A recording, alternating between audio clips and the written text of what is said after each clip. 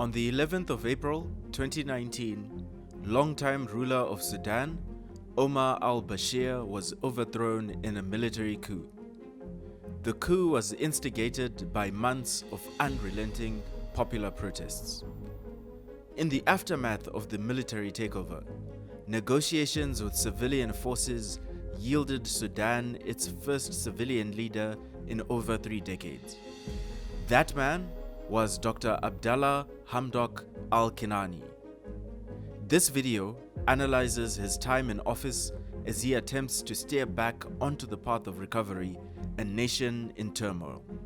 This is Africa Declassified.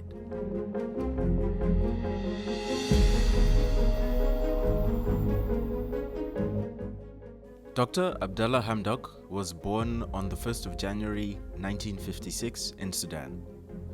He attended the University of Khartoum, where he graduated with a Bachelor of Science degree.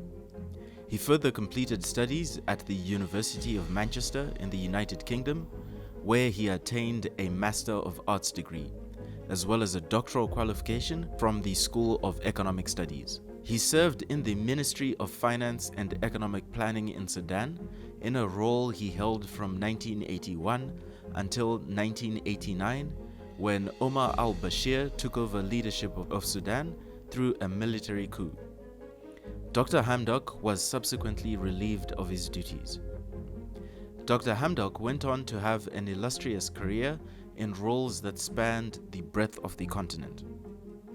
After Omar al-Bashir spearheaded the military coup in 1989, his rule was marred by intense violence and conflict, not least of which was attributable to the Second Sudanese Civil War between northern and southern Sudan that had been raging since 1982.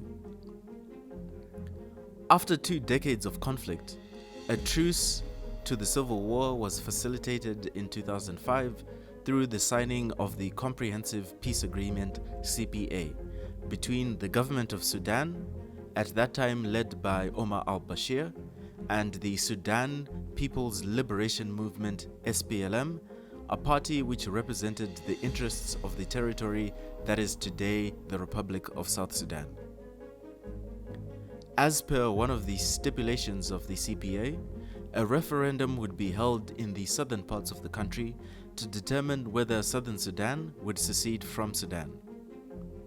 The referendum was held in 2011, and South Sudan voted in favor of independence from Sudan 6 years after the end of the Civil War. At the time of the secession of South Sudan, Dr. Hamdok was working with UNECA, which is based in Addis Ababa, Ethiopia. He had effectively been persona non grata in Sudan since the coup of 1989. In 2018, Dr. Hamdok turned down a nomination by Omar al-Bashir to the post of Minister of Finance of Sudan.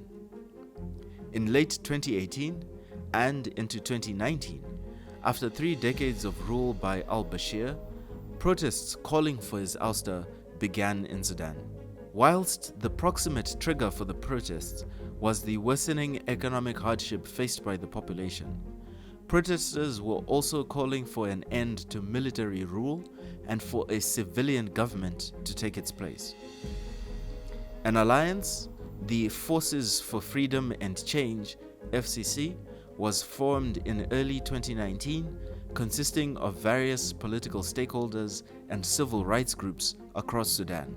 The FCC exerted additional pressure, also vocally seeking the ouster of Omar al-Bashir alongside protesters.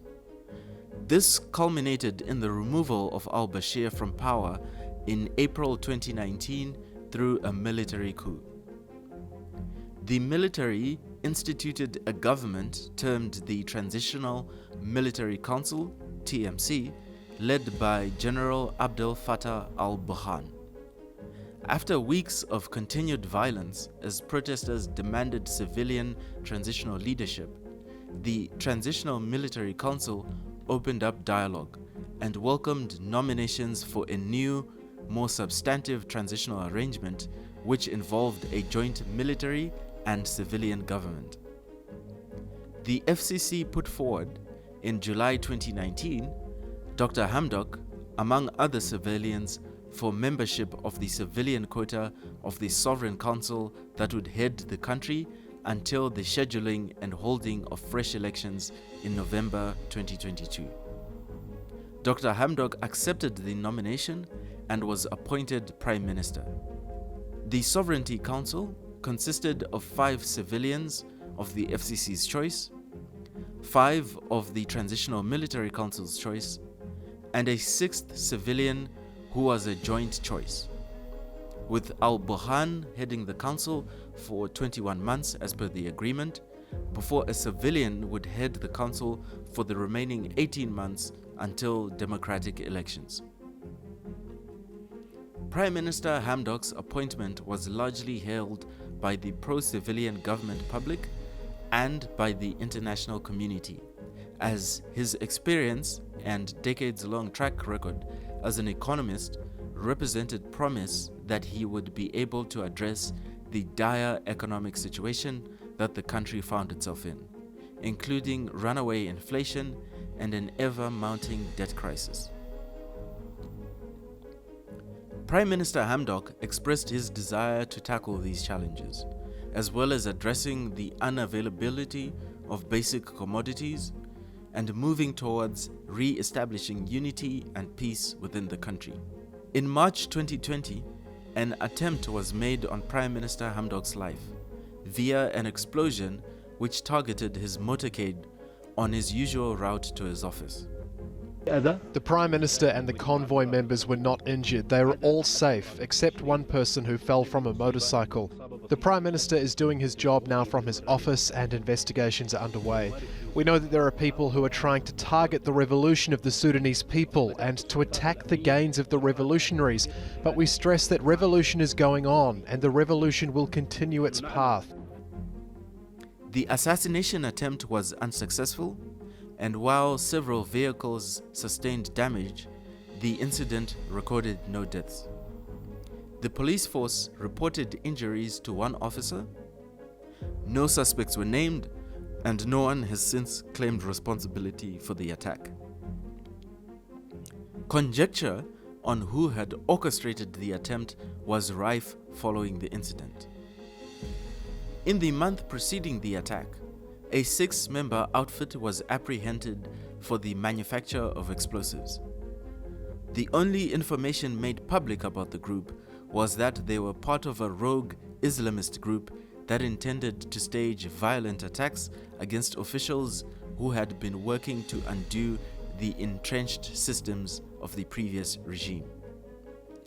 Omar al-Bashir had enforced Islamist law during his reign, and under the transitional leadership, Sudan was on its way to secularism, which was fully legislated in September 2020 with the official separation of church and state, or rather the separation of mosque and state.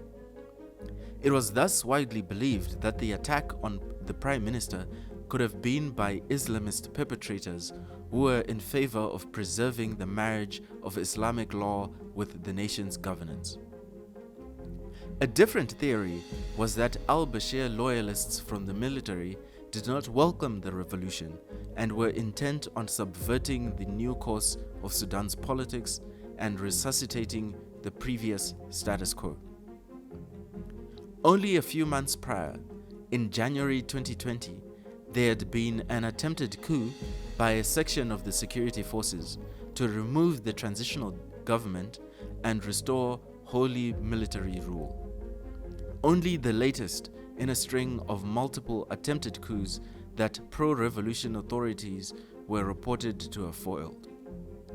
There was yet another take on the subject. Al-Bashir had been tried, convicted, and sentenced to prison in December 2019 in Sudan for corruption, and intentions to hand him over to the International Criminal Court to answer for war crimes in Darfur had been alluded to by the government, although the plans were not time-bound. Some quarters presumed that members of the military wanted to prevent this and were thus attempting to remove civilian influence in the transitional government.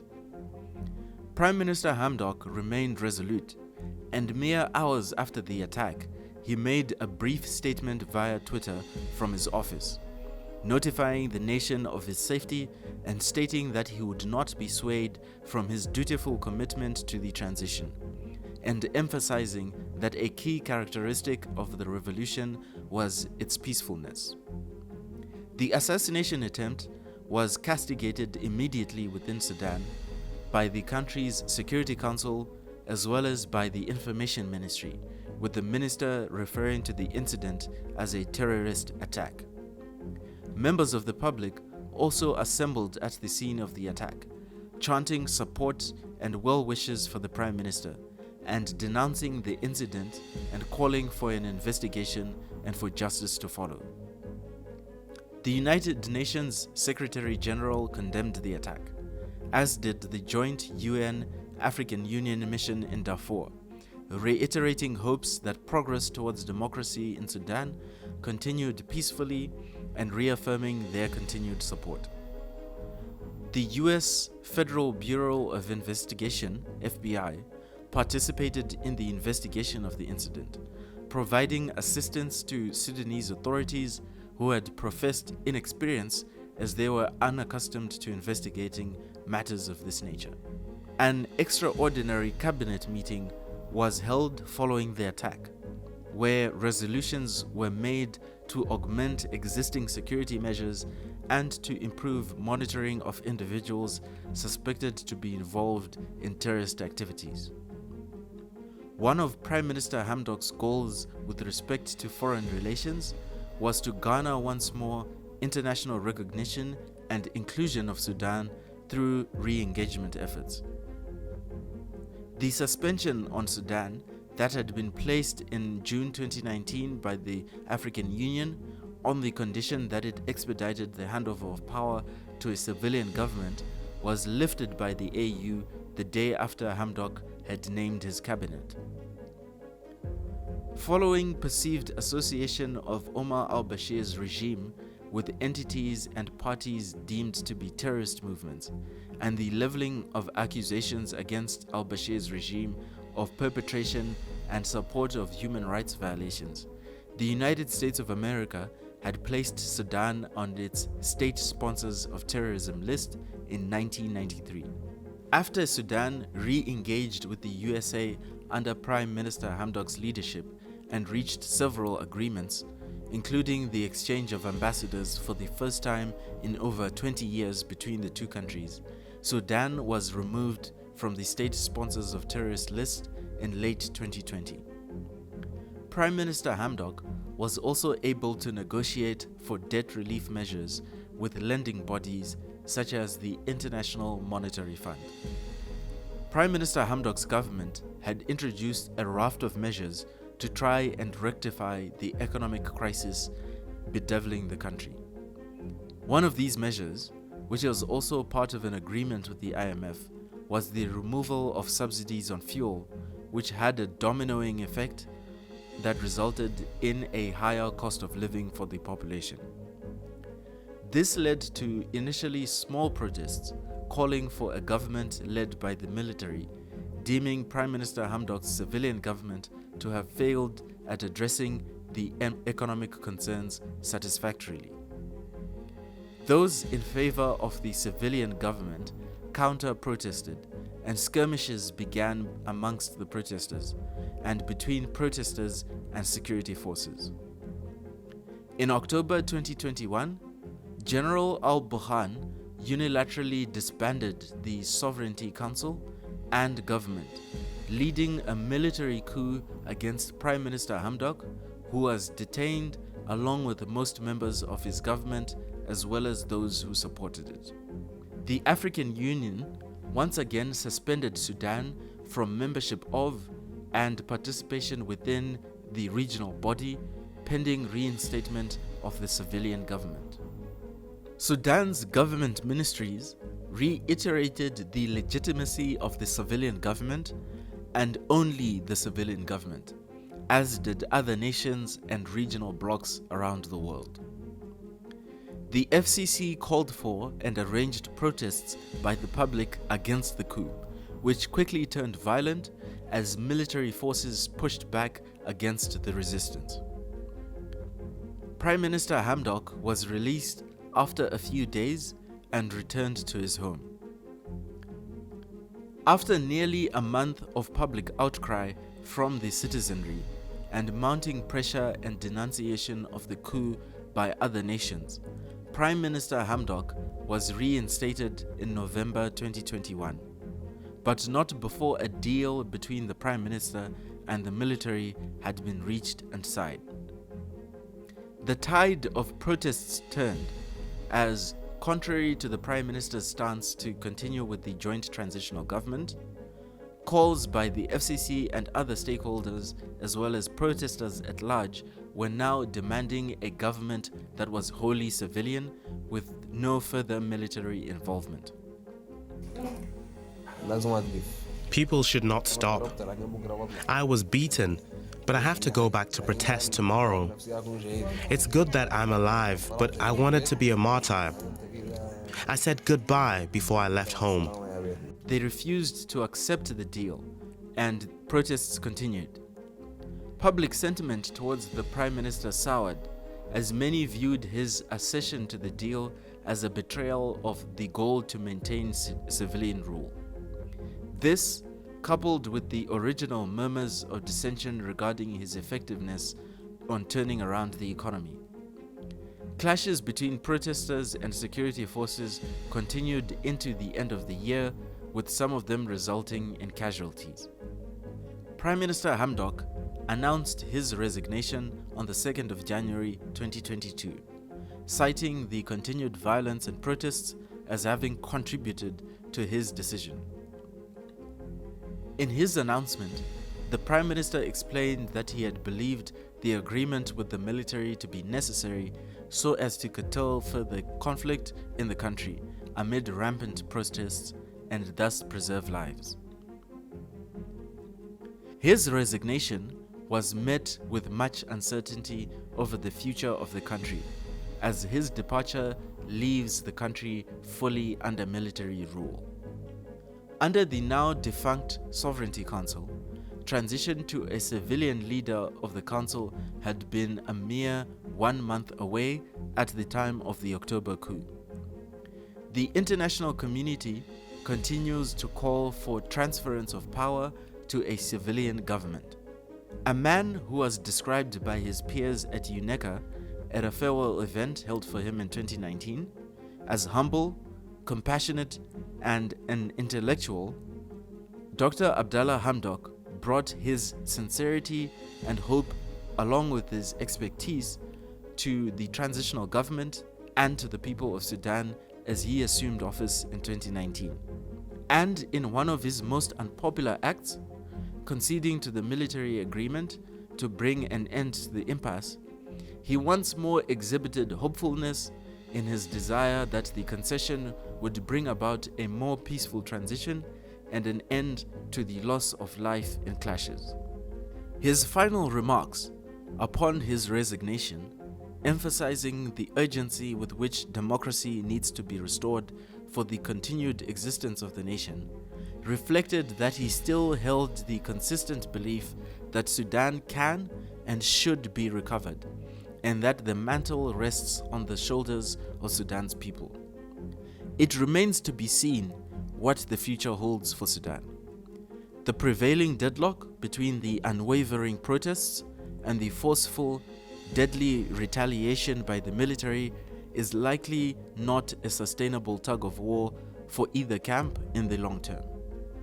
It is uncertain whether the military will be successful in its quest to hold onto power until the elections, now scheduled for July 2023, or whether the promise to hold elections will be kept at all. The foreign aid that had begun to flow into Sudan through Prime Minister Hamdok's re-engagement efforts has since his resignation been discontinued by the West until civilian representation and leadership in the transitional government is once again restored. The international community has emphasized that it will only recognize as legitimate a civilian choice that is made in full civilian participation and not merely a civilian front for a military government. Whether this will adequately pressure the military to concede power, only time will tell. And in turn, only then will it become apparent whether the international community will be willing to apply additional pressure or retain its passive approach, waiting for further developments to unfold. Thank you for watching this video. If you enjoyed it, please support us by making a small donation to our Buy Me a Coffee, link in the description box. If you want to have your say on this and the other topics we cover, join Africa Declassified on Clubhouse. Again, all the links are in the description below. Don't forget to like, share, and subscribe. See you next time.